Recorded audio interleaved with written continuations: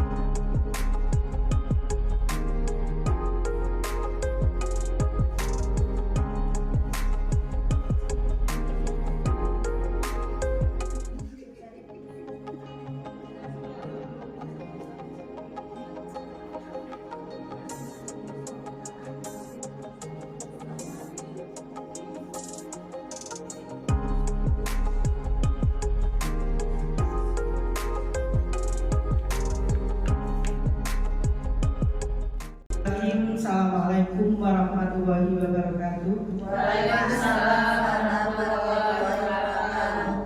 Alhamdulillahilladzi arsala rasulahu bil huda wa dinil haq liyudhhirahu 'ala dini kullihi wa kafaa billahi shahida. Asyhadu an la ilaha illallah wa asyhadu anna Muhammadan abduhu wa rasuluh. Rabbi shrah li sadri wa yassir li amri wahlul 'uqdatam min lisani yafqahu qawli. Amin. Amma ba'du. Yang terhormat Kepala Sekolah SMP Negeri 1 Ningsing Ibu Trisari Hidayah Santi MPT, yang saya hormati Ibu beserta Bapak Guru, calon guru penggerak Angkatan 11 SMP Negeri 1 Ningsing, serta rekan-rekan yang saya cintai dan saya banggakan. Pertama dan terutama, marilah kita panjatkan puja dan puji syukur kehadirat Ilahi Rabbi yang telah melimpahkan rahmat, memberikan kita nikmat sehat, sehingga pada siang hari ini kita bisa menghadiri acara diseminasi budaya positif modul 1.4 calon guru penggerak Angkatan 11 SMP Negeri 1 Ningsing, Jumat 23 Agustus 2024, tanpa ada halangan suatu apapun. Kedua kalinya sholawat serta salam senantiasa dihaturkan pada junjungan kita Nabi Agung Muhammad Sallallahu Alaihi Wasallam, yang telah membawa risalah hidup Islam pada kita semuanya, dan mudah-mudahan kita termasuk umatnya yang nanti akan mendapatkan syafaat di yaumil akhirat. Amin, amin, amin, amin ya rabbal alamin. Bapak Ibu hadirin yang saya hormati, sebelum acara diseminasi budaya positif calon guru penggerak Angkatan 11 SMP Negeri 1 Ningsing tahun 2024 kita mulai, akan kami bacakan susunan acara sebagai berikut. Acara yang pertama pembukaan, acara yang kedua sambutan Kepala Sekolah SMP Negeri 1 Ningsing, acara yang ketiga doa, acara yang keempat adalah acara inti diseminasi budaya positif. Acara yang kelima umpan balik dan tanya jawab. dan acara yang keenam, penutup atau kesimpulan. Marilah kita buka acara pada siang hari ini dengan bacaan basmalah bersama-sama. Bismillahirrahmanirrahim. Mudah-mudahan Allah meridhai dan memberikan kelancaran kegiatan kita pada siang hari ini sampai paripurna nanti. Bapak Ibu hadirin yang saya hormati, acara yang kedua, sambutan Kepala Sekolah SMP Negeri 1 Gingsing kepada Ibu Trisari Ida Yulisanti MPD dipersilakan. Assalamualaikum warahmatullahi wabarakatuh. Waalaikumsalam warahmatullahi wabarakatuh. Alhamdulillah wassalillah la haula wala quwwata illa billah. Rabbi sadri wa yassir amri wahlul 'uqdatam min lisani yafqahu qawli. Amma ba'du. Bapak Ibu yang saya hormati, wabil khusus CGP angkatan 11 dari SMP 1 Gingsing, Ibu Anita Sari, Ibu Isatu Nasihat, dan Ibu Rizka yang saya hormati. Mari Bapak dan Ibu semuanya, kita siang hari ini sampai saat ini masih diberikan sehat dan sempat mengikuti kegiatan diskriminasi ini dalam keadaan sehat walafiat tak kurang suatu apa. Kita syukuri Bapak Ibu ya. Alhamdulillah. Salawat dan salam semoga tetap tercurah pada junjungan Nabi Agung Muhammad Shallallahu Alaihi Wasallam yang sangat kita nantikan besok syafaatnya di yaumil akhir. Amin. Bapak Ibu, sungguh berbahagia hari ini ketika teman kita akan mendeseminasikan tentang budaya positif modul 1.4. Pernah mirip deh. Sudah pernah dengar belum budaya positif? Sudah tahu ilmunya? Belum. Oh, belum, hanya baru mendengar. Itu angkatan 11 sih. Iya Bapak dan Ibu, karena pemilihan teman-teman yang dideseminasi memang terbatas karena kesibukan kita bekerja, sehingga syukurlah kalau panjenengan belum tahu, betul-betul belum tahu. Jadi hari ini kita niatkan ya Bapak Ibu untuk mendengarkan ilmu dari ketiga teman kita ini, supaya apa Bapak Ibu, kita tahu persis ini kan sekarang marak, sering disebut-sebut budaya positif itu apa sih? Manfaatnya apa sih? Contoh-contohnya kayak apa? Kalau bagi ibu sering mendengar, tapi juga sering melihat. Katanya sudah didengung-dengungkan budaya positif, tapi di sekolah kita sendiri saja masih sering muncul. Bapak Ibu terhipnotis oleh kondisi kenakalan siswa, ya. Kadang-kadang kita terbawa arus ya, gemes gitu. Jadi belum bisa membudayakan budaya positif di lingkungan sekolah kita secara 100%. Nah hari ini alhamdulillah teman kita mau sampaikan, diniati belajar Bapak Ibu. Mudah-mudahan ketiga teman kita ini nanti menyajikan contoh-contoh. Teori ini kayaknya gampang, sepertinya gampang, tapi untuk pelaksanaannya segitiga restitusi ini kok ya berarti mental kita sendiri belum matang. Mental gurunya memang perlu ditempa dulu, dan hari ini mudah-mudahan menambah semangat kita untuk selalu membudayakan budaya-budaya positif di lingkungan sekolah. Itu saja Ibu. Siap ya, bertiga ya. Siap ya. Iya, kami sudah siap menerima ini. Siap betul Bapak Ibu? Siap. Siap ya.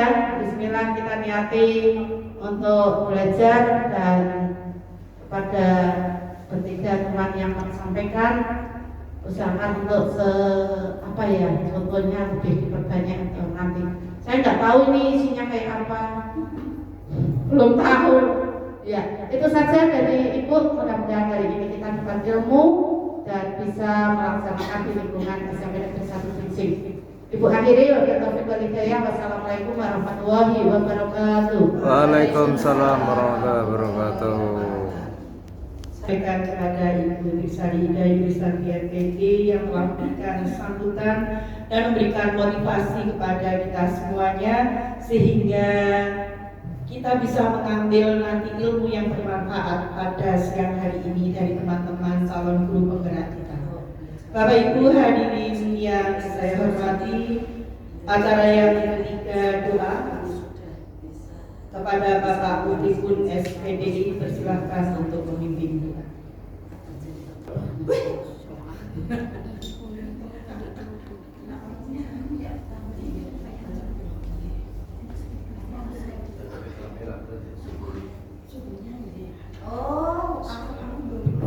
Assalamualaikum warahmatullahi wabarakatuh. Waalaikumsalam warahmatullahi wabarakatuh. Sama-sama kita berdoa untuk lancarnya kegiatan di siang hari ini,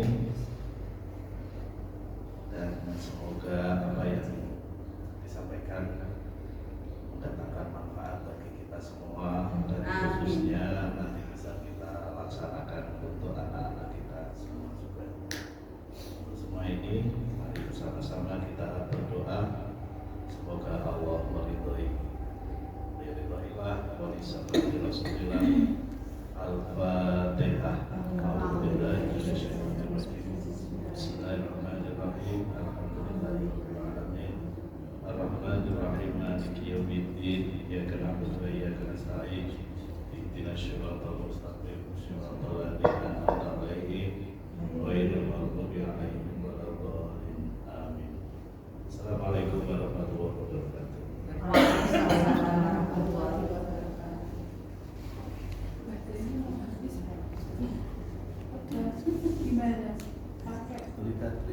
Disampaikan kepada Bapak Ibu SPD yang telah memimpin doa pada siang hari ini. Mudah-mudahan Allah meridhai dan memberkahi kita, apa yang kita dapatkan nanti bermanfaat. Amin. Amin ya rabbal alamin. Bapak Ibu hadirin yang saya hormati, acara yang keempat adalah acara inti penyampaian diseminasi budaya positif calon guru penggerak Angkatan 11 SMP Negeri 1 Ngelingsing.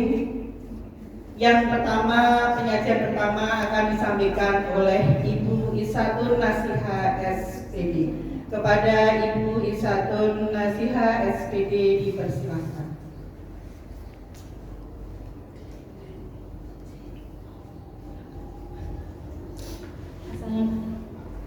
Assalamualaikum warahmatullahi wabarakatuh. Terhormat Ibu Wida dan rekan-rekan sekalian, Bapak Ibu guru yang saya sayangi. Kita di sini santai saja nih, karena kita juga lesehan ini. Kita di sini saling sharing saja, jangan tegang.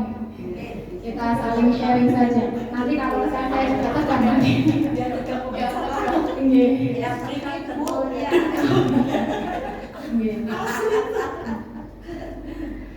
Di sini kami bertiga akan mendeseminasikan modul 1.4 tentang budaya positif. Ada saya sendiri Isabel Nasiha dan rekan saya Ibu Rizka Agustiana dan Ibu Anita Sari. Selanjutnya dalam disiplin dalam budaya positif itu ada pokok pemaparannya, yaitu antara lain ada 6 ya. Yang pertama yaitu disiplin positif dan nilai-nilai kebajikan. Terus yang kedua teori motivasi, hukuman dan penghargaan. Terus yang ketiga keyakinan kelas. Keempat kebutuhan dasar manusia dan dunia berkualitas. Kelima posisi kontrol guru. Terus yang keenam segitiga restitusi. Nanti di sini saya akan memaparkan materi yang pertama dan kedua, yaitu disiplin positif dan nilai-nilai kebajikan serta teori motivasi. Next. Sebelumnya, ini mungkin Bapak Ibu sudah pernah mendengar apa yang dimaksud budaya positif di sekolah. Kira-kira Bapak Ibu sudah pernah mendengar dan tahu Ada yang mau menyampaikan pendapatnya? Terus yang kedua, apa yang dimaksud disiplin positif? Ada budaya positif, ada disiplin positif. Ada yang mau menyampaikan? Bu Asep mungkin?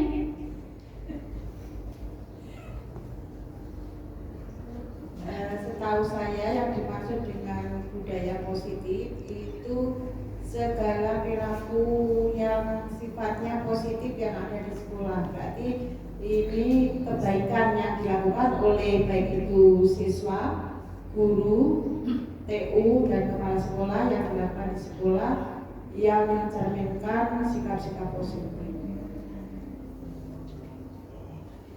Terima kasih Bu Asep. Ya, luar biasa sekali ya. Ternyata Bu Asep sudah mengetahui apa sih budaya positif, apa sih disiplin positif itu. Ya, kurang lebihnya seperti itu ya, kurang lebihnya. Next. Nah, secara singkatnya seperti ini. Apa yang dimaksud budaya positif? Budaya itu kan kebiasaan ya. Jadi budaya positif adalah kebiasaan yang terjaga sebagai perwujudan dari nilai-nilai atau keyakinan universal yang diterapkan di sekolah. Jadi budaya atau kebiasaan positif itu yang berkaitan sama nilai-nilai keyakinan yang mereka yakini. Terus yang dimaksud disiplin positif itu apa sih? Disiplin positif adalah menumbuhkan disiplin yang didorong dalam diri anak tanpa hukuman dan penghargaan. Jadi benar-benar dari dalam diri mereka sendiri, tanpa ada rasa takut hukuman atau pengen mendapat penghargaan. Itu adalah disiplin positif. Next. Selanjutnya, pematikan ya. Coba apa yang dimaksud disiplin positif di sekolah? Kalau tadi kan disiplin positif secara umum. Kalau di sekolah, apa itu yang dimaksud disiplin positif di sekolah? Terus yang kedua, jika muncul kata disiplin, kata apa sih yang terlintas pertama kali?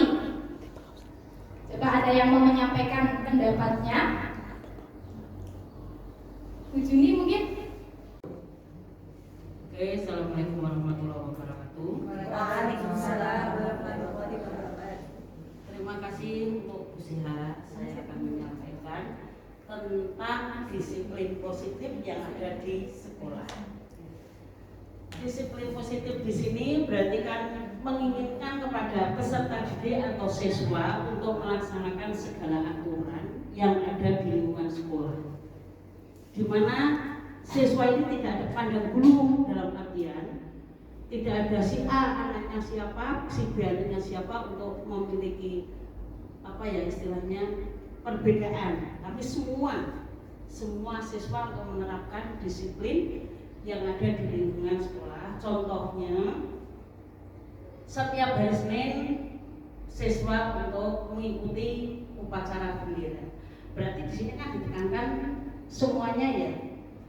Terus ada lagi disiplin yang lain, misalnya disiplin dalam mengerjakan tugas. Itu juga ada kaitannya di lingkungan sekolah. Berarti intinya dalam disiplin positif menurut saya bahwa setiap siswa ataupun peserta didik berarti memiliki hak dan kewajiban berkaitan dengan kedisiplinan ataupun taat pada peraturan yang berlaku, khususnya di lingkungan sekolah. Terima kasih, mungkin itu yang saya sampaikan. Assalamualaikum warahmatullahi wabarakatuh. Kalau dengar kata disiplin, yang terlintas dalam pikiran Bu Juni itu apa?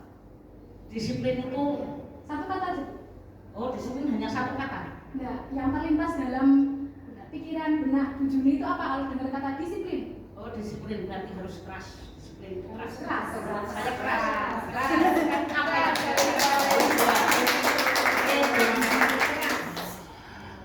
Keras. ada yang lain mau menambahi? Ya, Ibu.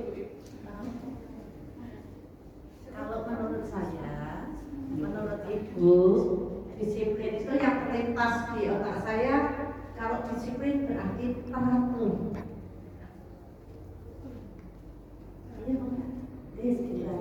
Teratur. Iya. Ya, terima kasih Bu Juni dan Ibu Ida. Jadi rekan-rekan ya, ketika kita dengar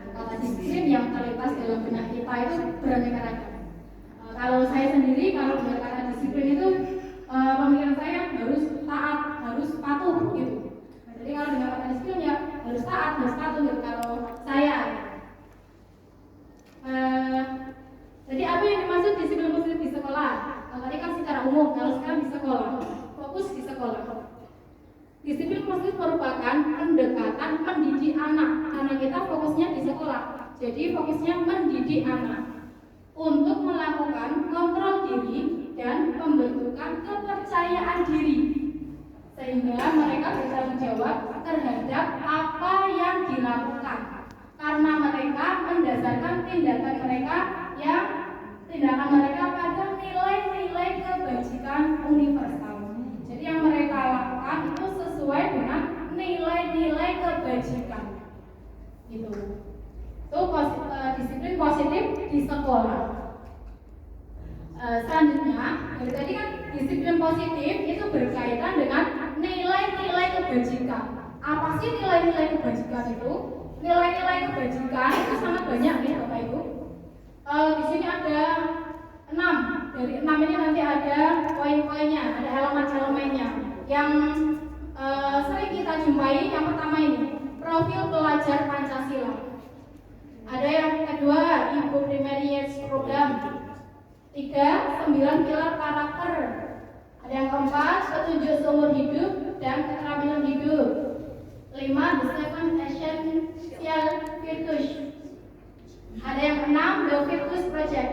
Nanti kita ngambil contoh 3 saja ya, 3 dari atas. Dari profil pelajar Pancasila, Ibu, dan yang ketiga 9 pilar karakter. Apa saja sih nilai-nilai kebajikan dari ketiga ini? Yang pertama, profil pelajar Pancasila. Ini mungkin kita sudah hafal semua nilai kebajikan yang ada di profil pelajar Pancasila. Ada 6 nilai. Yang pertama, beriman bertakwa kepada Tuhan Yang Maha Esa dan berakhlak mulia. Yang kedua, mandiri. Terus yang ketiga, bernalar kritis. Yang keempat, berkebinekaan global. Kelima, bergotong royong dan kreatif. Ini adalah nilai-nilai kebajikan yang ada pada profil pelajar Pancasila. Ini mungkin kita sudah hafal semua ya, sudah ada lagunya juga. Selanjutnya yang kedua, Ibu Primary Years Program. Itu ada banyak sekali Bapak Ibu. Ini ada nilai kebajikan yang banyak sekali. Antara lain ada toleransi, rasa hormat, integritas, mandiri, menghargai, antusias, empati, keingintahuan, kreativitas, kerjasama, percaya diri, komitmen. Itu dari Ibu Primary Years Program. Itu nilai kebajikannya sangat banyak. Atau yang ketiga dari 9 pilar karakter. Ini ada cinta Tuhan dan segenap ciptaannya. Jadi selain diajari untuk cinta kepada Tuhan, juga kita mengajarkan cinta kepada ciptaan Tuhan. Terus yang kedua ada kemandirian dan tanggung jawab, ada kejujuran, ada hormat dan santun, ada dermawan, suka menolong, percaya diri, kreatif, pekerja keras, kepemimpinan, juga ini di 9 pilar ada ya. Terus baik, rendah hati, gitu. Ini ada di 9 pilar karakter. Terus selanjutnya ada teori motivasi, hukuman dan penghargaan. Jadi setiap perilaku manusia yang dilakukan oleh manusia itu biasanya ada motivasinya Bapak Ibu. Jadi biasanya didasarkan kalau tidak ketiga motivasi ini, salah satu dari 3 motivasi ini, yaitu yang pertama ada menghindari hukuman, yang kedua mendapatkan penghargaan, dan yang ketiga menghargai diri sendiri. Kalau yang motivasi 1 dan 2 ini biasanya dikatakan motivasi ekstrinsik atau motivasi dari luar. Sedangkan yang ketiga itu motivasi intrinsik atau motivasi dari dalam dirinya sendiri. Untuk motivasi menghindari hukuman, itu contohnya ya murid kita saja. Contohnya murid kita dalam mengerjakan tugas gitu ya, dikasih tugas terus mengerjakan. Dia mengerjakannya karena takut jika tidak mengerjakan itu dapat hukuman, misal disuruh maju sama Bu Titin atau ya dihukum nyanyi atau apa gitu. Iya. Jangan, nggak boleh ya. Itu contoh mengerjakan sesuatu tindakan karena menghindari hukuman atau datang ke sekolah karena datang tepat waktu karena motivasinya menghindari hukuman, nanti dicegat sama Mas Joko nek nggak datang tepat waktu dikasih hukuman sama kejadian gitu. Itu berarti dari luar, dari karena takut mendapatkan menghindari hukuman. Terus yang kedua, mendapatkan penghargaan. Ini juga motivasi dari luar juga Bapak Ibu. Contohnya, mengerjakan tugas karena saya mau mengerjakan tugas biar nilainya bagus, biar dapat pujian dari Bu Titin, misalnya ya. Iya, Bu Titin. Iya. Dapat pameran dari itu termasuk enggak? Contoh lain juga, misal ayo siapa yang mau maju? Saya maju. Nanti dikasih permen. Masa kelasnya menyediakan permen di kelas, yang mau maju dikasih permen. Langsung pada maju semua. Itu berarti motivasinya karena ingin mendapatkan penghargaan, ingin mendapatkan hadiah. Itu juga motivasi dari luar. Terus yang ketiga, menghargai diri sendiri. Nah, ini yang susah Bapak Ibu. Motivasi yang dari dalam diri sendiri ini yang paling susah. Jadi anak itu benar-benar sadar bahwa datang tepat waktu itu yang harus, itu tanggung jawab saya, harus datang tepat waktu. Itu benar-benar dari dirinya sendiri, tidak karena takut menghindari hukuman atau ingin mendapatkan penghargaan. Ini yang sangat susah. Kadang saya juga susah ini menghargai diri sendiri, ini motivasi dari menghargai diri sendiri ini. Iya. Ini yang paling susah ini. Ya, dari ketiga motivasi ini, kesimpulannya apa Bapak Ibu? Bahwa motivasi yang paling bagus itu adalah motivasi yang dari. Ya baiklah Bapak Ibu, itulah pemaparan saya tadi tentang disiplin positif dan teori motivasi. Jadi disiplin positif itu harus kita jalankan ya Bapak Ibu. Gimana sih kalau disiplin positif itu tidak dijalankan di sekolah? Kira-kira apa yang terjadi? Sekolahnya amburan beda. Jadi disiplin positif harus diterapkan di sekolah kita. Jika kita sudah menerapkan disiplin positif, nanti akan membentuk karakter yang bagus siswanya, ya. Muridnya jadi berkarakter bagus, nanti akan muncul nilai-nilai kebajikan tadi. Setelah nilai-nilai kebajikan tadi muncul, nanti akan tercipta sekolah yang nyaman, yang aman, tertib. Ya, seperti itu. Jika sekolahnya tidak menerapkan disiplin positif, ya sekolahnya biasa saja. Oh, SMP 1 gitu. Misalnya ya biasa saja sekolahnya, tidak ada yang spesialnya seperti itu.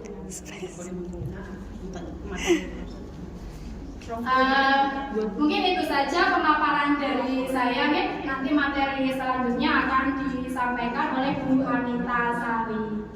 Kepada saya akhiri, wassalamualaikum warahmatullahi wabarakatuh. Waalaikumsalam warahmatullahi wabarakatuh.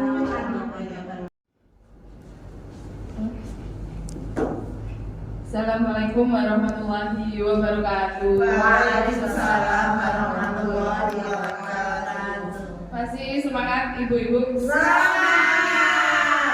Jam krusial karena sudah mulai keroncongan. Nanti kita akan ada hidangan dari Ibu Rizka dan Bu Sika, ibu-ibu semuanya. Siap. Ice breakingnya nanti karena mau sekarang ibu? Yeah. Oh oke. Kalau mau sekarang kita main ice breaking yang sebentar saja. Berdiri. Kebalikan katanya. Kebalikan kata, ya. Kebalikan kata. Kalau panjang kebalikannya pendek. Kalau besar kecil. Kita pakai gerakan. Berarti kalau saya bilang panjang berarti pendek. Iya. Kalau saya bilang pendek, panjang. Kalau saya bilang besar, kecil. Kalau saya bilang kecil, besar.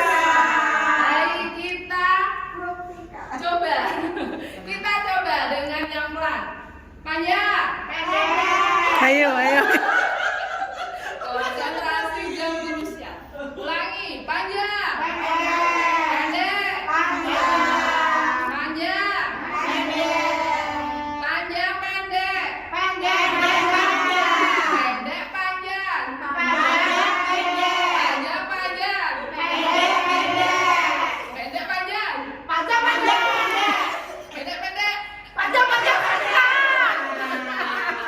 Sudah cukup gitu. Terima kasih.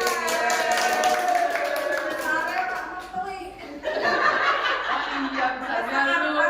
Iya, iya.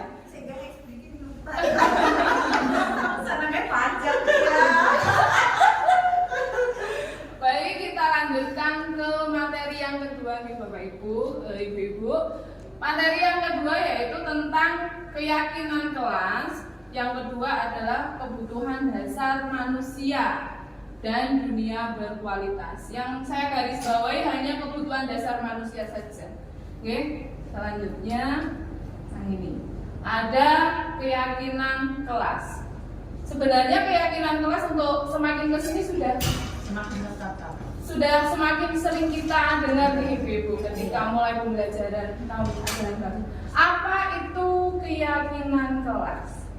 Adakah yang tahu dan memberikan pengertiannya? Bu Titis, Bu Ani, tapi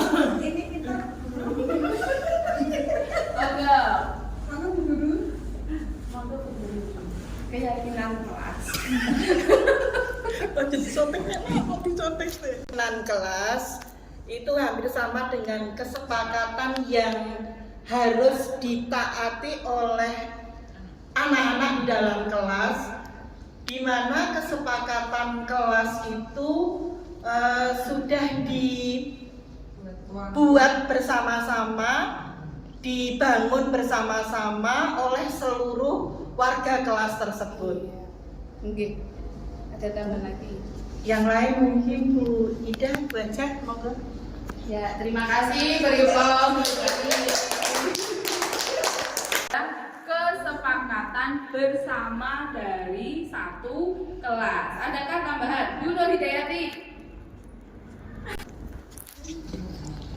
Ini saya malah mau bertanya. Jangan bertanya. Pertanyaannya nanti. Keyakinan kelas, dari kata yakin itu berarti keluar dari dalam hati nurani sendiri. Nah, ini mungkin diharapkan tidak hanya kesepakatan. Kalau kesepakatan kan ide bersama. Kalau keyakinan kan dari semua siswa, masing-masing siswa itu yakin. Mungkin seperti itu. Mungkin ada tambahan dari Bu Dian Ekawati, silahkan. Lempar kata. Baik. Tadi sudah disampaikan oleh Bu Ani dan Bu Ida terkait dengan keyakinan kelas. Di sini bahwa perlu ditekankan bahwa yang namanya yakin itu kan dari diri sendiri, sehingga yang dikatakan dengan keyakinan kelas itu adalah mempercayai sesuatu yang baik yang perlu dilaksanakan itu diawali dari diri sendiri. Kemudian apabila nanti setiap siswa sudah memiliki keyakinan masing-masing, baru nanti dituangkan dalam kesepakatan kelas yang nantinya dilakukan bersama-sama seperti itu. Terima kasih. Berikom.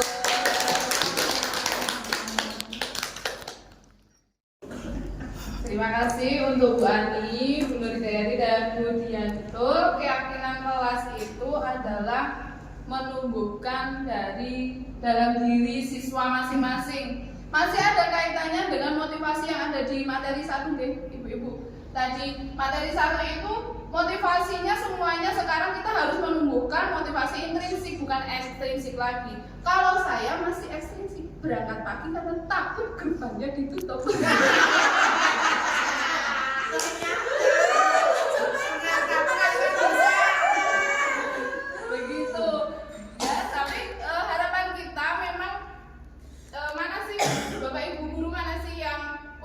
jelek kepada anak didiknya gitu. Semuanya menginginkan anak didik yang berakhlak baik, kemudian dia berbudaya positif yang baik juga. Motivasi dari dalam dirinya tumbuh secara tanpa dipaksa oleh orang lain gitu ya. Sama seperti halnya apa itu sih keyakinan kelas. Keyakinan kelas itu ya, mari kita lihat. Iya.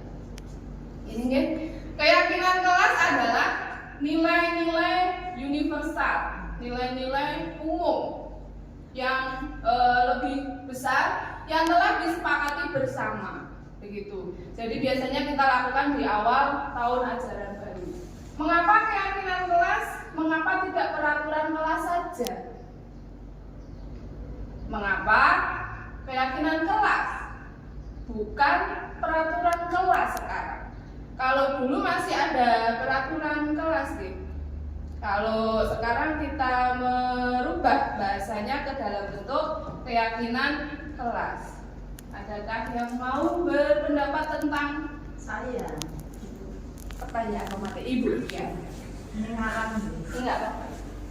Ibu guru. Menurut saya kayaknya kalau keyakinan itu pengontrolnya diri sendiri, hati nurani. Iya. Ya. Sedangkan kalau peraturan kelas mesti ada yang mengontrol pihak luar. Jadi keyakinan kelas lebih ya kesadaran menjalankan apa yang sudah disepakati bersama secara sadar sendiri. Sedangkan peraturan kelas itu ada pengontrolnya dari pihak luar. Biasanya kalau ada pengontrol dari pihak luar sering terjadi gesekan. Gesekan jika terjadi berulang-ulang, dikhawatirkan ada kekerasan. Itu saja dari saya. Benar nggak nih? Betul, tepat sekali Ibu, bahwa kalau keyakinan kelas itu disepakati bersama dengan anak-anak di dalam kelas, dengan murid-murid kita di dalam kelas, mereka mengemukakan pendapat mereka masing-masing. Apa yang bisa mereka yakini ketika berada di sekolah, di dalam kelas, begitu. Kalau peraturan sifatnya mengikat, jadi mereka melaksanakannya secara terpaksa. Contoh tata tertib yang biasa kita temui harus menggunakan sepatu hitam, itu termasuknya peraturan. Tetapi kalau tidak diseragamkan juga kondisi sekolah kita paling beruntung dan tidak seragam. Next, nah ini ada jawaban alternatifnya. Suatu keyakinan akan lebih memotivasi seseorang dari dalam atau memotivasi secara intrinsik. Seseorang akan lebih tergerak dan bersemangat untuk menjalankan keyakinannya daripada hanya sekedar mengikuti serangkaian peraturan yang mengatur mereka harus berlaku begini atau begitu, yang membuat ketidaknyamanan dan keterpaksaan. Itu kalau peraturan berarti mereka terpaksa, anak-anak itu terpaksa, sedangkan keyakinan dari dalam diri masing-masing. Selanjutnya adalah petunjuk pembuatan keyakinan kelas.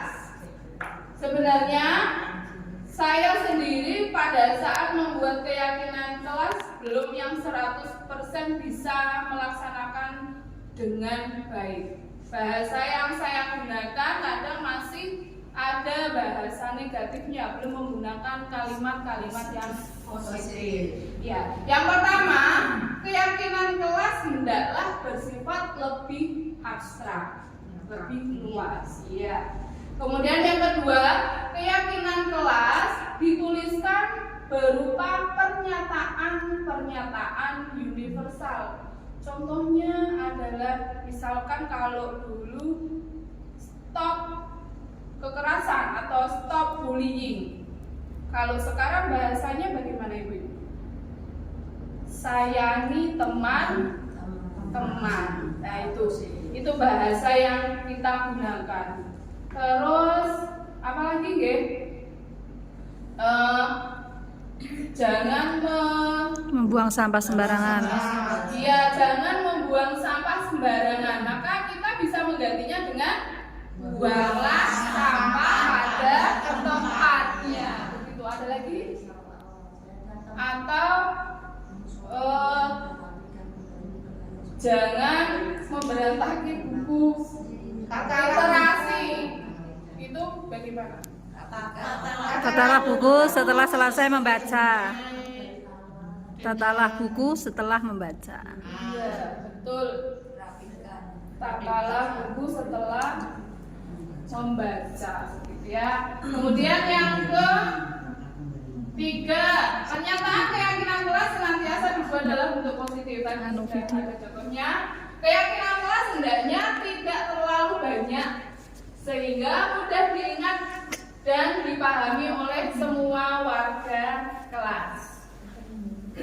Selanjutnya, keyakinan kelas sebaiknya sesuatu yang dapat diterapkan di lingkungan sesuai dengan kondisinya.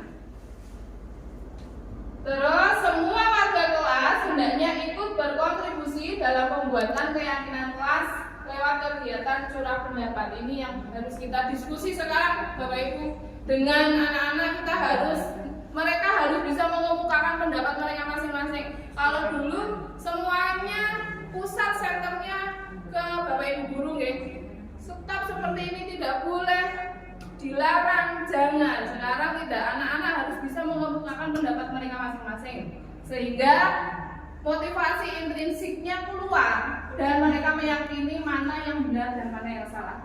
Yang terakhir adalah bersedia meninjau kembali keyakinan kelas dari waktu ke waktu. Keyakinan kelas boleh ditambah jika ada hal-hal baru terjadi di lingkungan sekitar kita. Ya. Selanjutnya adalah kebutuhan dasar manusia. Ya, apa saja sih kebutuhan dasar manusia? Ini ada 5. Yang membutuhkan kebutuhan dasar tidak hanya murid kita saja, Bapak Ibu guru sebenarnya juga butuh. Kalau tidak sama-sama menerapkan, jika tidak sama-sama menerapkan, bisa saja ketika kita mengajar juga kadang keluar tidak ikhlasnya, keluar tidak nyamannya begitu. Kebutuhan dasar manusia itu ada 5. 1, kebutuhan bertahan hidup atau survival. Contohnya itu kalau kebutuhan dasar hidup itu ada sandang, ada papan, dan ada pangan. Betul. Sandang, pangan, papan. Jadi kadang kita tidak tahu latar belakang anak-anak kita, Iya. dalam kondisi keluarga yang seperti apa, mampu atau tidak. Nah, dengan kondisi yang kurang, biasanya motivasi belajar siswa menurun. Kemudian berada di sekolah, maka anak tersebut belajarnya tidak maksimal berada di sekolah, tidak memperhatikan Bapak Ibu guru. Nah, ini yang membuat kita kesal. Yang kedua, cinta dan kasih sayang atau kebutuhan untuk diterima. Kalau cinta dan kasih sayang tidak usah diberikan gambaran. Banyak anak-anak yang mendapatkan cinta dan kasih sayang. Yang ketiga, penguasaan atau kebutuhan pengakuan atas kemampuan. Kalau yang anak-anak murid-murid dari model penguasaan ini biasanya mereka punya jiwa kepemimpinan karena ingin diakui atas kemampuannya mereka masing-masing. Wah, kamu hebat dan lain sebagainya. Itu biasanya seperti itu. Yang keempat adalah kebebasan atau kebutuhan akan pilihan. Kalau sekarang yang saya temui Bapak Ibu di kelas 7G itu ada anak yang susah sekali duduk. Ketika belajar susah sekali duduk, jadi mungkin ini yang mereka butuhkan adalah kebutuhan dasarnya, kebebasannya terenggut. Gitu. Jadi pada saat belajar di dalam kelas, bahkan pada saat diskusi dengan teman, ya dia mengikuti saya keliling ke kelompok yang lain, ikut mengawasi begitu. Terus jadikan asisten saja itu. Tapi kalau kebebasannya pengen keluar kelas, nah itu bisa. Itu banyak yang negatif dari itu. Yang kelima adalah kesenangan atau kebutuhan untuk senang. Kalau ya biasanya kan bukan sekarang, kalau dari dulu saya sukanya sama guru ini, jadi ketika masuk pelajaran itu dia baik-baik saja. Saya tidak suka dengan ibu guru itu. Dan dia tidak semangat. Nah, itu namanya adalah kesenangan dari kebutuhan kamu. Seperti itu. Begitu banyak pemaparan dari saya. Ada tanggapan ibu-ibu? Tanggapannya nanti. Nanti sesi. Iya. Oke, jadi pemaparan materi yang kedua saya akhiri. Terima kasih atas perhatiannya. Nanti yang ketiga akan dilanjutkan oleh Ibu Rizka Agustiana. Sekian, wassalamualaikum warahmatullahi wabarakatuh. Manusia semuanya, mari kita goyangkan ruangan ini. Oke.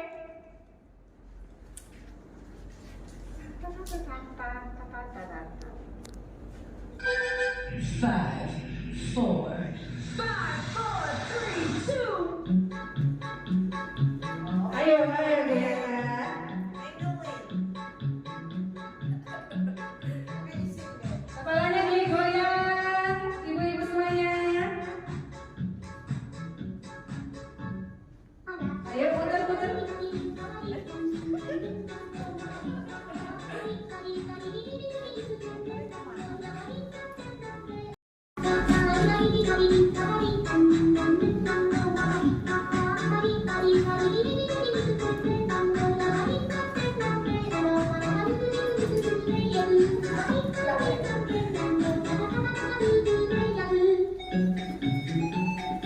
Putar lagi, Bu. Kayak jawaban.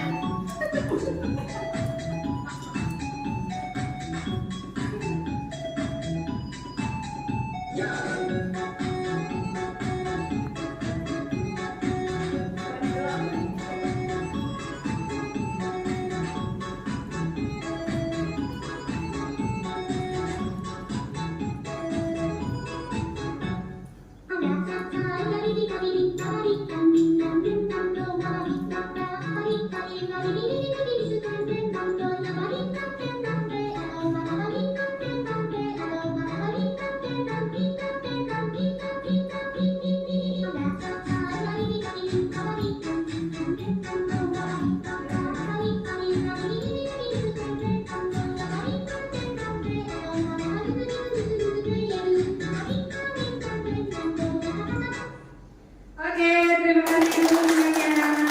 Semoga ini membantukan kita ya dari teman-teman. Alhamdulillah. Baik, kita lanjut ke materi selanjutnya yaitu posisi kontrol guru. Pernahkah ibu-ibu pernah mendengar posisi kontrol guru? Ada yang pernah mendengar semuanya? Belum. Oke. Baik, kalau belum berarti kita akan membahas ini supaya kita paham cara detailnya apa itu posisi kontrol guru.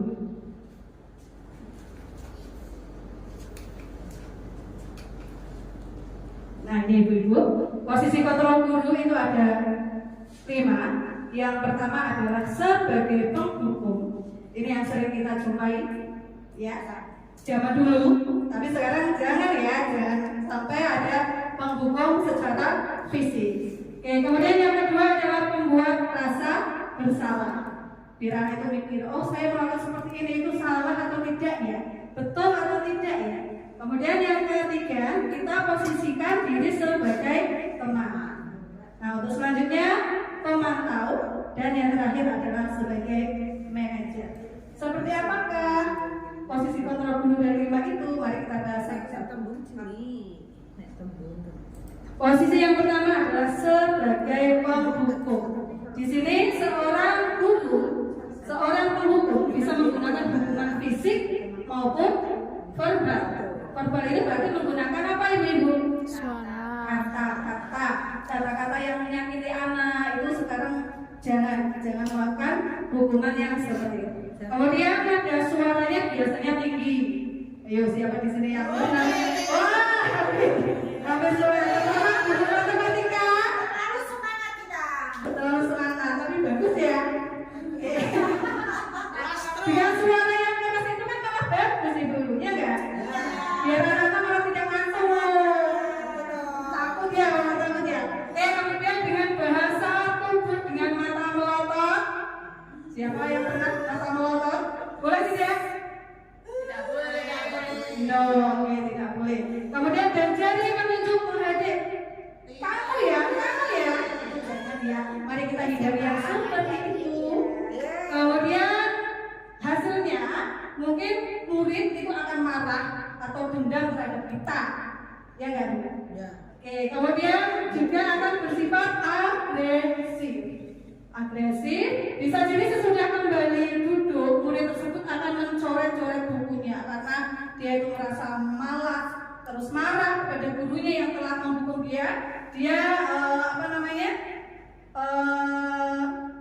mencoret-coret buku sebagai pelampiasan. Oke, kemudian ada yang lebih buruk lagi. Sepulang sekolah murid melihat motor atau mobil dari bapak ibu bisa digembeskan. Pernah ya? Kalau yang terjadi di kita pernah nggak seperti itu bapak ibu? Ada. Apa lucu nih? Contohnya seperti apa? Yang di bawahnya kok gak sore itu standar orang standar. Businya diapain? Ditunggahke jadi ora di starter. Oh, seperti itu. Ini belum pilih buju nih. Oh iya. Oh, ternyata ada juga seperti itu. Berarti sebelumnya bujuni itu ya seperti itu ya. Jadi anaknya merasa marah sama bujuni mungkin ya. Serem namanya. Wah, serem ya bujuni serem. Ada lagi mungkin pengalaman yang lainnya. Ada lagi?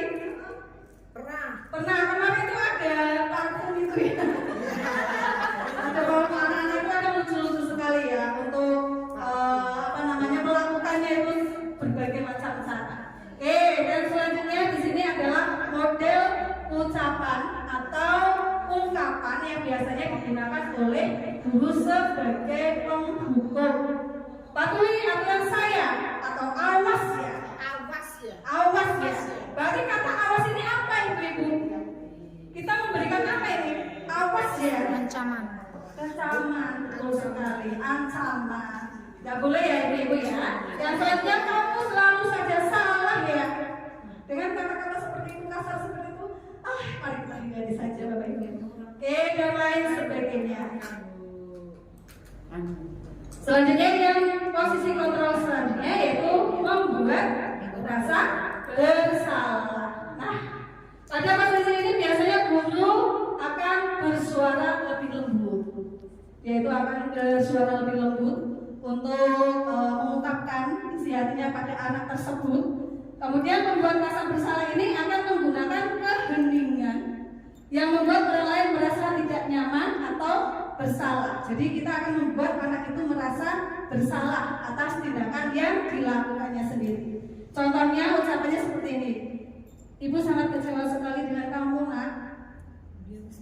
Kamu itu melakukan kesalahan ini. Nah itu kan dengan lembut, dengan kata-kata yang lembut.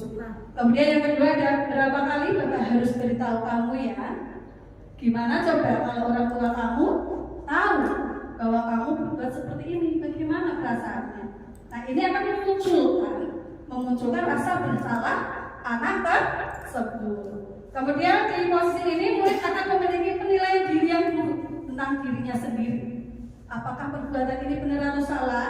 Nah itu akan memunculkan perasaan yang perasaan yang bersalah atas mereka sendiri. Posisi kontrol yang selanjutnya adalah kita memosisikan diri sebagai teman. Kita ya kadang ada waktunya untuk memposisikan kita sebagai teman ya, tapi ya jangan berlebihan.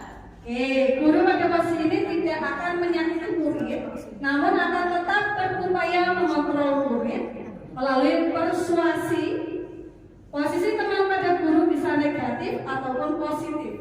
Positif di sini berupa hubungan baik yang terjalin antara guru dan murid. Ayo Mak. Jangan kebablasan. Iya, jangan kebablasan. Asal jangan kebablasan. Ayolah, bantulah Bapak. Tolong, itu biasa seperti itu. Kita memosisikan diri sebagai teman. Ayo, ingat tidak bantuan Bapak Ayo, ingat tidak bantuan Bapak selama ini. Ya sudah, kali ini tidak apa-apa. Nanti Ibu bantu selesaikan masalahnya. Seperti itu. Itu adalah sebagai teman. Kemudian yang sebagai pemantau, biasanya posisinya kita hanya sebagai pengawas, mengawasi.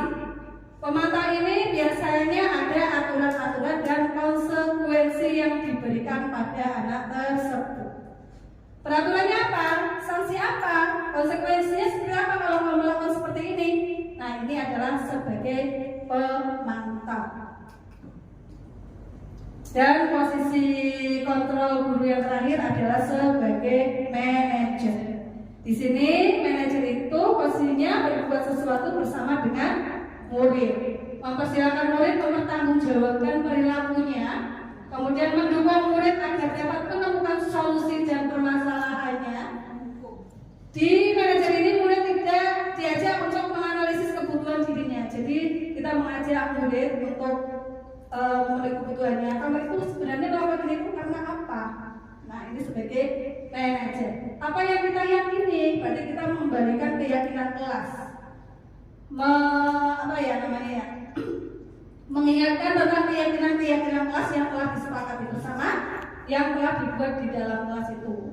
Lah kalau kamu berbuat seperti ini, apakah kamu ingat keyakinan kelas yang telah kita sepakati sebelumnya? Nah, itu merupakan posisi kontrol sebagai manajer. Kesimpulan dari posisi kontrol di sini hasilnya, dari posisi manajer murid dapat menjadi pribadi yang mandiri, merdeka, dan bertanggung jawab atas segala perilaku dan sikapnya, yang pada akhirnya dapat menciptakan lingkungan yang positif, nyaman, dan aman, sehingga tujuan pembelajaran yang telah kita inginkan bisa tercapai secara maksimal. Seperti itu. Jadi kita harus menciptakan suasana kelas yang aman, nyaman, dan berpusat pada peserta didik sesuai dengan kebutuhan mereka. Kemudian tujuan akhir dari 5 posisi kontrol ini yaitu pencapaian posisi manajer, di mana di posisi inilah murid dapat menjadi pribadi yang mandiri, merdeka, dan bertanggung jawab atas segala perilaku yang telah diperbuatnya. Itu adalah kesimpulan dari posisi kontrol. Oke, kita lanjut ke segitiga restitusi. Pernahkah ibu-ibu melaksanakan segitiga restitusi? Pernah. Pada waktu kapan itu? Di saat anak melakukan kesalahan. Sebelumnya pernah mendengar ya berarti ya segitiga restitusi apa, langkah-langkahnya itu seperti apa? Kita ulas lagi di sini.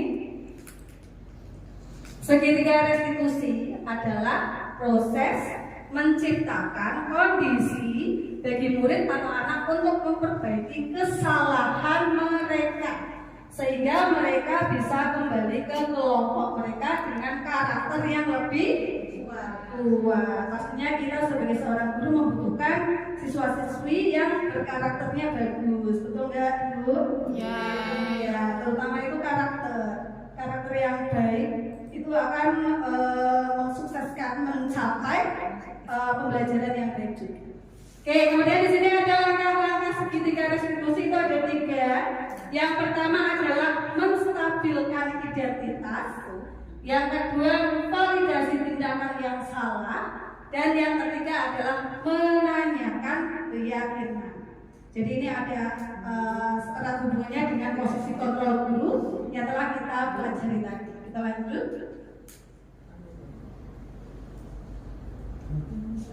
Yang pertama adalah menstabilkan identitas. Stabilize the identity, bagian dasar dari segitiga bertujuan untuk mengubah identitas anak dari orang yang gagal karena melakukan kesalahan menjadi orang yang sukses. Biasanya ungkapan-ungkapan yang digunakan seperti ini, ibu-ibu. Berbuat salah itu nggak apa-apa, tapi sekali dua kali, jangan terus-terusan. Itu nanti menjadi sebuah kebiasaan. Itu namanya menstabilkan identitas. Kemudian tidak ada manusia yang sempurna di dunia ini, itu juga menstabilkan identitas. Saya juga pernah loh melakukan seperti ini, tapi ayolah, itu membangun motivasi anak. Kemudian yang kedua adalah validasi tindakan yang salah. Jadi setiap tindakan kita dilakukan dengan suatu tujuan, yaitu dengan memenuhi kebutuhan dasar. Tadi kebutuhan dasar ada berapa ibu-ibu? 5. Ada 5. Masih ingat ya? Oke, kemudian di sini ada beberapa kata yang biasanya digunakan. Padahal kamu bisa melakukan yang lebih baik, yang lebih buruk dari ini ya. Ini kan berarti kan secara halus tapi ngena di hati. Kemudian yang selanjutnya, kamu pasti punya alasan kenapa kamu melakukan seperti ini. Jadi ini kita itu mencari latar belakang kenapa anak-anak itu melakukan hal tersebut. Berarti dalam validasi tindakan ini kita mencari alasan kenapa kok anak-anak seperti ini ya, dengan kata-kata atau ungkapan yang contohnya seperti tadi. Kamu boleh mempertahankan sikap itu, tapi kamu harus menambahkan sikap yang baru yang lebih positif. Oke, selanjutnya. Dan segitiga restitusi yang terakhir adalah menanyakan keyakinan. Tadi sudah dibahas tentang keyakinan kelas. Kalau anak salah, melakukan kesalahan, kita mengingatkan kembali dengan keyakinan kelas yang sudah dilaksanakan atau disepakati. Kamu tahu konsekuensinya apa melakukan seperti ini? Menurut kamu itu bagaimana? Apakah melanggar kesepakatan kelas yang telah kita sepakati dulu? Nanti anak jawab, iya Bu. Coba bagaimana? Apa yang dilanggar? Apa yang belum kamu lakukan? Seperti itu. Itu adalah tentang menanyakan keyakinan atau seek the belief. Seperti itu ibu-ibu. Terima kasih materinya. Oke, dari saya, dari kami, sekian presentasi yang bisa kami hadirkan. Terima kasih. Wassalamualaikum warahmatullahi wabarakatuh. Waalaikumsalam warahmatullahi wabarakatuh. Materi kita dalam acara diseminasi budaya positif, mudah-mudahan kita bisa mengambil manfaat, kita terapkan nanti dalam kita membimbing dan mengarahkan anak didik kita. Bapak Ibu hadirin yang saya hormati, acara yang kelima, umpan balik dan tanya jawab. Sekaligus kita pandu Ibu. Ya, kita pandu. Untuk umpan balik dan tanya jawab, yang pertama saya buka 2 termin ya Bu. Ya, termin yang pertama 2 penanya bisa disampaikan atau bisa ditanyakan kepada ketiga pemateri pada siang hari ini, bisa ke Bu Rizka, Bu Isatun dan ke Bu Anita Sari. Saya buka termin yang pertama. Yang pertama monggo Bida.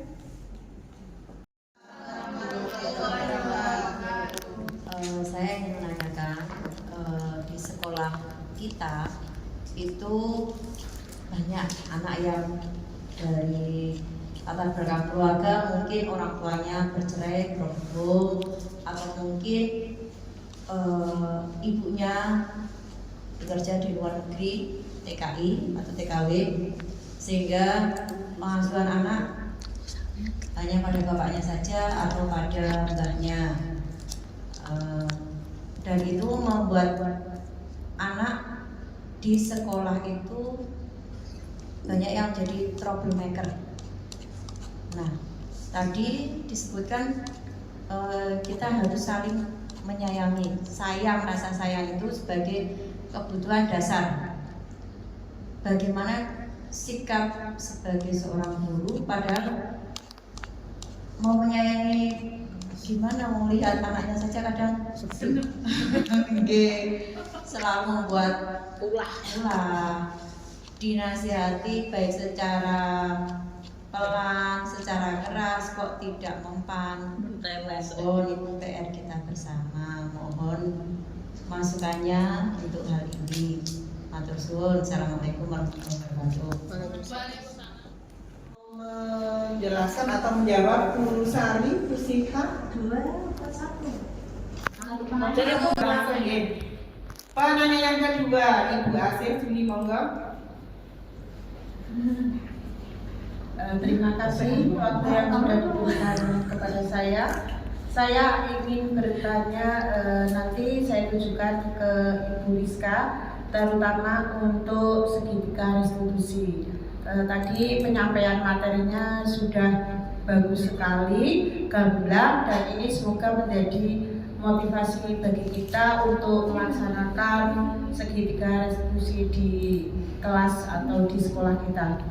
Yang saya tanyakan ini terutama mungkin saya ya, karena kelasnya atau muridnya itu banyak. Terus yang kedua yaitu jumlah jam mengajarnya juga banyak. Kami ini kesulitan dalam mengadakan restitusi terhadap anak segitiga restitusi itu. Yang saya tanyakan di sini mungkin kita bisa sharing atau mungkin dari Bu Rizka bisa memberi gambaran itu bagaimana caranya kita mengadakan atau melakukan restitusi terhadap anak itu. Yang pertama agar anak itu tidak malu ya, terutama di sini kalau jam-jam pelajaran kan tidak mungkin. Terus waktunya itu kapan dan langkah yang tepat itu bagaimana? Karena ini banyak di sekolah kita, terutama yang perlu direstitusi itu banyak. Terus bagaimana waktu yang seharusnya kita lakukan? Terima kasih.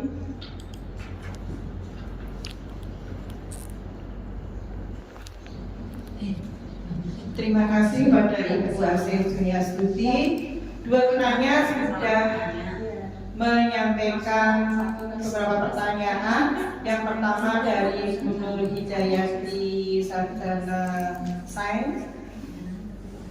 Ditujukan untuk siapa Ibu? Pertanyaan yang pertama Bu Anita Sari. Monggo Bu Anita Sari tentang bagaimana sikap kita sebagai seorang guru untuk menyayangi anak-anak yang troublemaker tadi ya Ibu ya.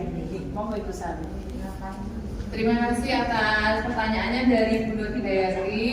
Betul sekali. Ketika anak-anak mengalami broken home dari rumah ya, sudah motivasinya sudah tidak ada sebenarnya. Mereka dari rumah itu kalau sudah melihat kondisi orang tua yang sudah berpisah, walaupun masih sehat semua berpisah, tetapi kan anak-anak inginnya melihat bapak dan ibu berada dalam satu rumah begitu.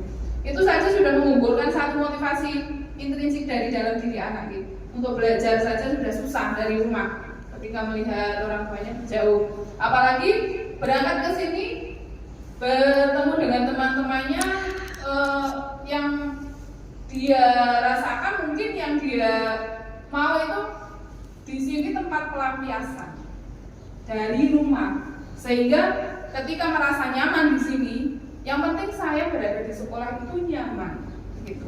Solusinya bagaimana? Mari ayo kita bersama-sama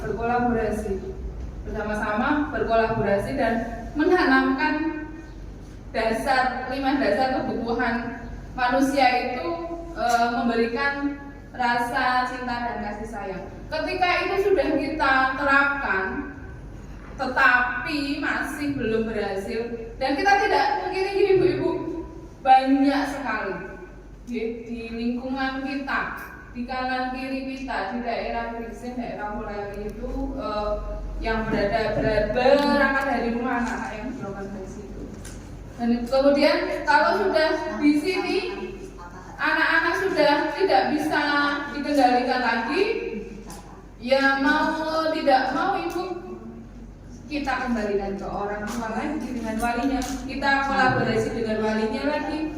Walinya siapa dulu yang datang ke sini? Apakah kedua orang tuanya atau salah satu? Masih bisa diperbaiki, kita masih bisa membimbing anak tersebut. Tetapi kalau sudah mentok maksimal ya kita harus mengembalikan ke orang tua karena memang sudah tidak bisa diperbaiki lagi. Begitu. Inginnya kita kan kita memberikan rasa nyaman, rasa aman di sekolah, kemudian memberikan pembelajaran yang baik pada anak-anak kita, gitu. Tujuannya kita kan tidak yang membuat hal-hal yang jelek, gitu. Ya harapan kita ketika anak-anak mempunyai masalah dari rumah itu ya mungkin mereka bisa sharing dulu dengan BK. Biasanya kalau yang sekarang anak-anak lebih berani untuk sharing terbuka dengan Bapak Ibu guru BK. Mereka mau bercerita. Kalau yang sekarang ini yang saya temui, mereka berani masuk untuk berkomunikasi dengan Bapak Ibu guru BK. Iya, maten Bu Ida. Ada tambahan mungkin dari Ibu Ida. Nggih. Saya tambahin informasi di itu saya setahun pertama di SMP di 1 Triksi hampir patah hati karena saya melihat ada semangat belajar yang kurang dan hubungan yang kurang harmonis antara guru dengan siswa. Saya bingung. Kemudian anak-anak saya kan tidak mengajar, tapi diawali dari di depan saling setiap hari. Saya coba amati, kemudian saya nggak melakukan kesalahan, kok mereka juga menjauh.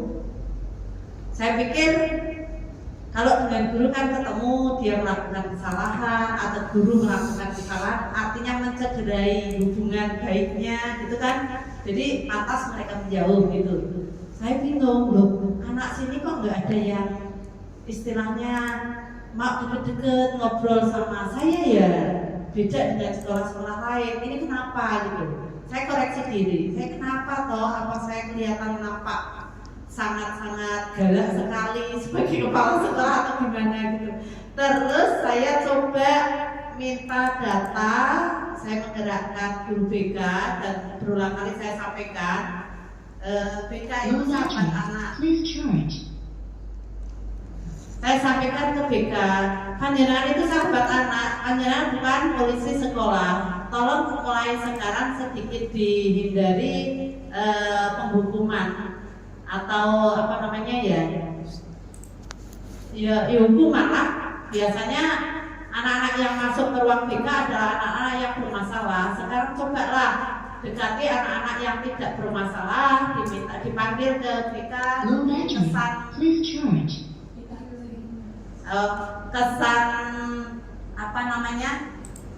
kesan BK itu polisi sekolah biar hilang gitu. Terus saya minta data, ternyata Bapak Ibu, saya ternganga Bapak Ibu, Bu-Ibu, saya ternganga. Ternyata siswa kita 30% atau sepertiga dari semua siswa kita yang 750-an 8 saat itu 30%-nya adalah dari kelompok-kelompok marginal, broken home, miskin motivasi, miskin ekonomi. Jadi memang benar salah satu kebutuhan dasar hidupnya tidak terpenuhi. Bahkan dua nih.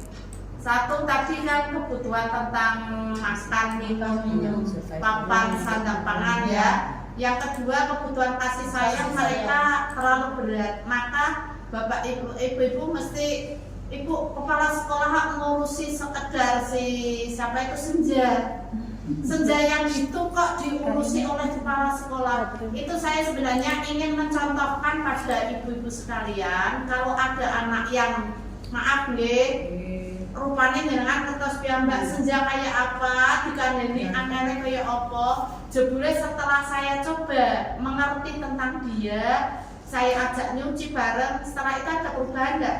Ada. Lah itu salah satu contoh peran kita kepada anak, itu salah satu contohnya itu. Karena anak-anak kita banyak yang itu tadi sepertiga. Jadi jangan memang harus siap mental dulu. Anak-anak kita ada sepertiga yang kebutuhan dasar makan minum papannya kurang, kemudian kebutuhan kasih sayangnya kurang. Itu. Jadi kalau kita mau menuntut mereka seperti zaman-zaman kita yang secara umum itu sekolah itu memang udah siap sekolah, itu sangat ya menyenangkan, bakal patah hati. Terus saja tambah dari saya. Mereka sudah berat hidup di rumah. Di sini dimarahin lagi. Tambah tele-tele nanti. Terima kasih Ibu Ida yang sudah mau menambahkan. Iya, mohon maaf baterainya habis. Baterainya habis Pak. Atas masukannya Ibu Trisari Ida dan begitu Bu Nur Hidayati atas pemaparannya. Ada sudah atau iya. Berikutnya dari pertanyaannya Bu Ase akan disampaikan oleh Ibu Rizka Agustiana.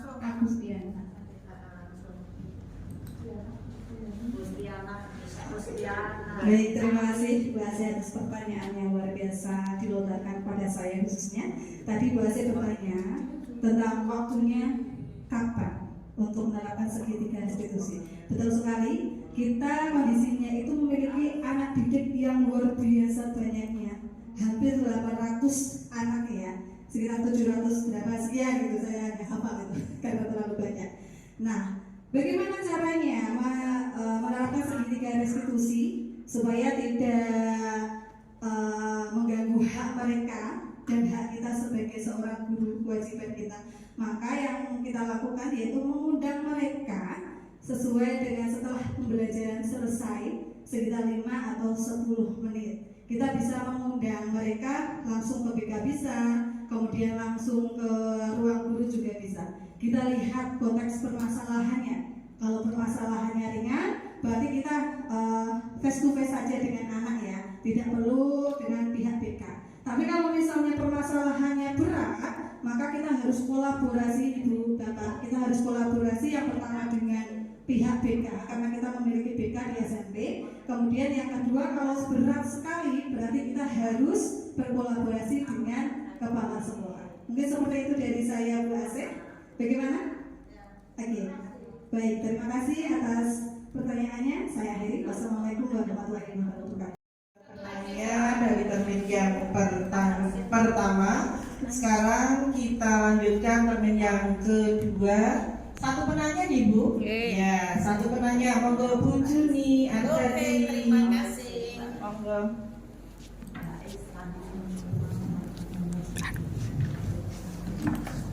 Terima kasih untuk Ibu pembawa acara.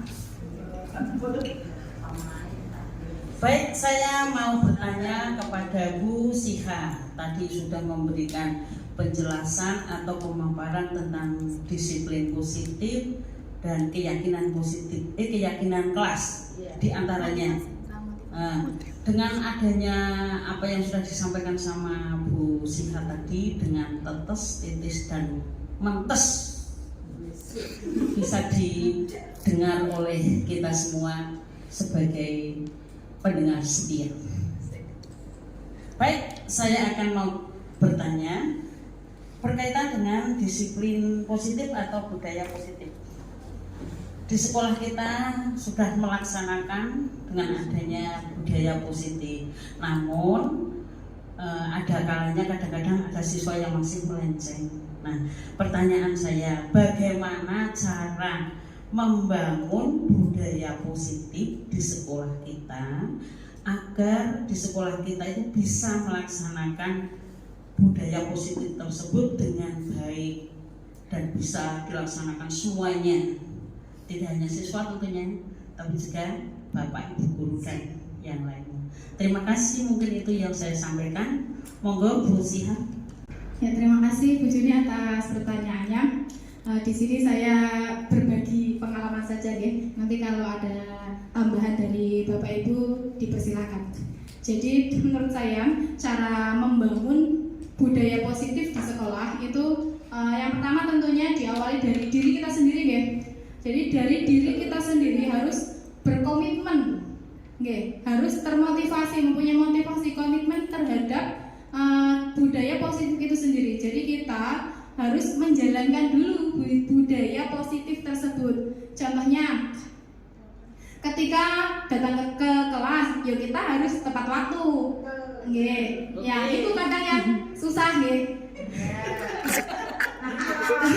Refleksi. Iya, ini refleksi saya sendiri. Jadi ketika kita sudah menjalankan disiplin positif itu sendiri, nanti ketika mau mengajak ke yang lain itu juga akan mudah gitu. Kalau diri kita sendiri saja belum menjalankan disiplin positif, gimana mau mengajak anak didik kita, teman-teman kita, lingkungan sekolah gitu. Jadi dari diri kita sendiri dulu, terus nanti kita merambah ke lingkungan sekolah, ke murid kita, seperti itu. Misal ada nilai beriman dan bertakwa.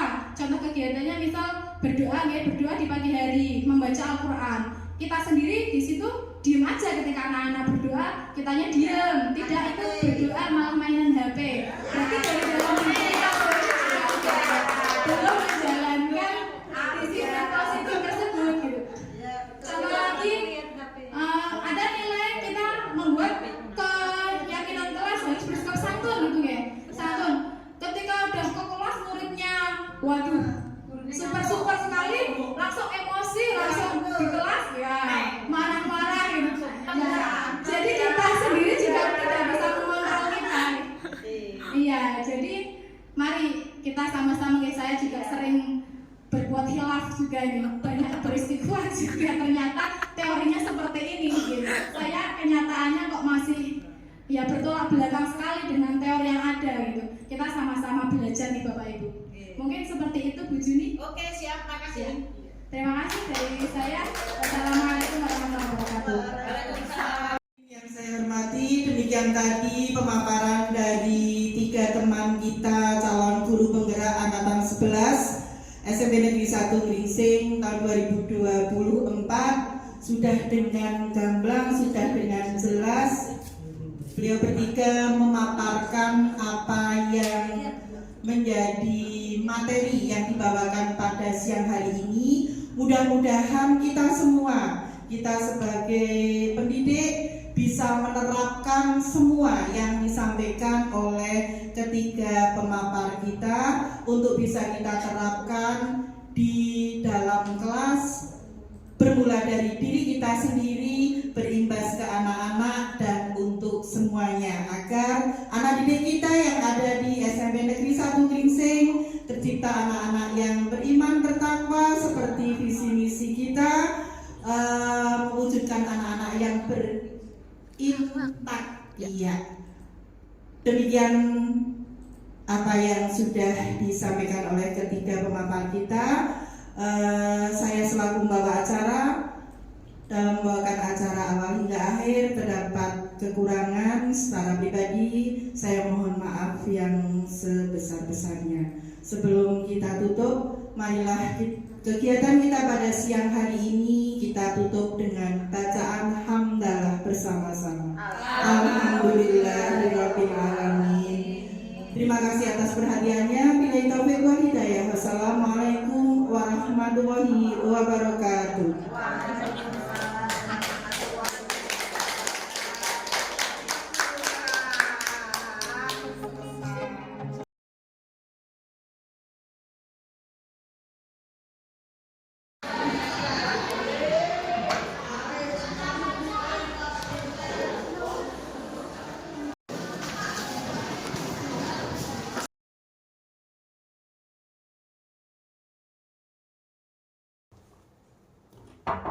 Assalamualaikum. Waalaikumsalam. Oh iya, Mbak Viola sini, silakan duduk dulu.